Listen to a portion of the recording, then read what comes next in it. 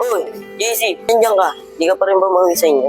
Tol, may tayo sana sa tol. Ano yun, tol? Pag nakita mo si Ana, kaya sabi, puntahan niya ako rito. Sige, iba talaga yung tama mo kay Ana eh. Ewan ko ba? Iba talaga yung nararamdaman kay Ana. Wala, tol. Napamahal ko na talaga kay Ana. Pero sige, tol. Pag nakita ko si Ana, sabihin ko yung sinabi mo. Salamat tol ah. Sige, sana ka. Sakto. Wendy! Bakit, Lebot? Oo nga pala, may pinapasabi si JC. Ano yun? Gusto niya kasi pumunta ko doon sa tinatambayan niya. Sige, Lepot. Paano? Dito na ako.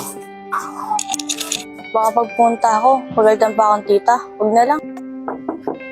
Ate?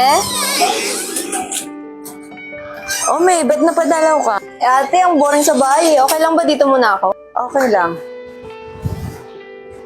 O nga pala, te. Nasaan na yung ampon mo? Si JC. Ang totoo niyan, May, lumayas kasi si JC. Ha?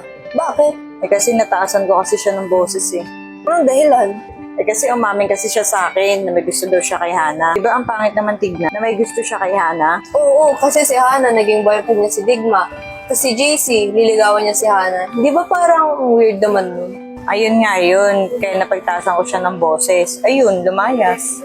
O, may bala ka pa bang pabalikin siya? Oo, kaya nga pinanap ko siya nakaraan eh.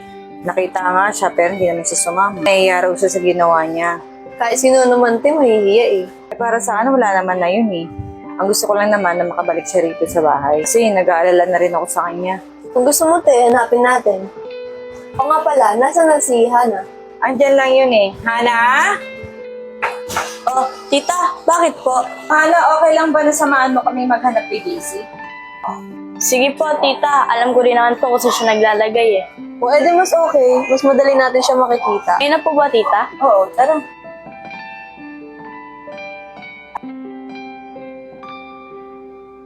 Tita, sakto. Ayun si JC oh. JC ba yun? O, ate, si JC nga. Tara, punta natin. JC? JC, wag ka nang tumakbo. Magagalit ako sa inyan. Mama, uwi naman po ako eh. Naghanap lang po ako ng bell kasi po naiiyak pa po ako. Ano ka ba? Ba't mahihiya ka pa? Kalimutan mo na yon. Umuwi ka na sa bahay. Hindi po, Mama.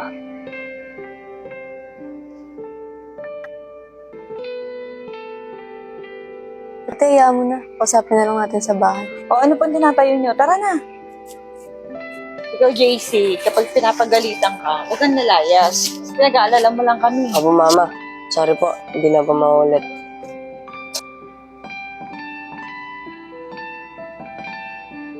Hana, may nakalimutan pala akong bilhin sa palengke. Pwede ko ba iutusan ni Digma? Okay lang po, tita. Sige na. Nakasulat na rin pala dyan yung bibilhin nyo.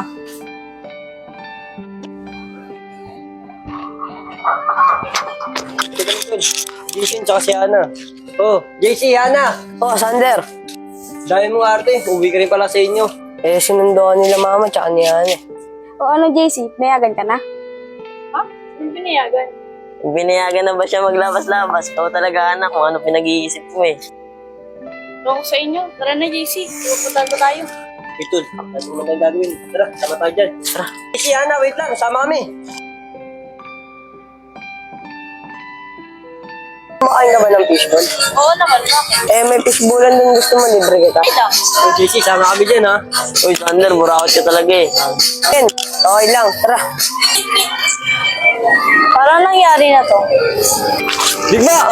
Libre mo naman kami!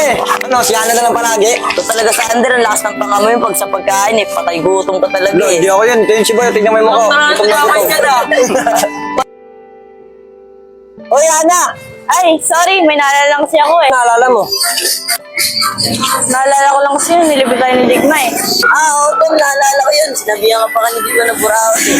Gago kayo, no? Tara na nga! Sander, nakakami siya samahan natin dati, no? Nung kompleto pa tayo, kasama pa natin sila Uli. Oo nga, pre. Uy, Hana. Ang talas din ng memorya mo, no? Naalala mo pa yun, yung nilibre pa tayo ni Digma. Siyempre naman. Hindi ko makakalimutan yun. Yan mo, Ana. At ang pagkakulang ng Digma, pupunuhan ko. Uy, JC, yan ka na naman. Tapos makikita ka namin, takbo ka lang takbo sa kalsada. Alexander, masyado ang pinapay eh. O tara na, Ana. Baka hinahanap na tayo sa bahay. Sige, tol. Mauna na kayo. Dito muna kami.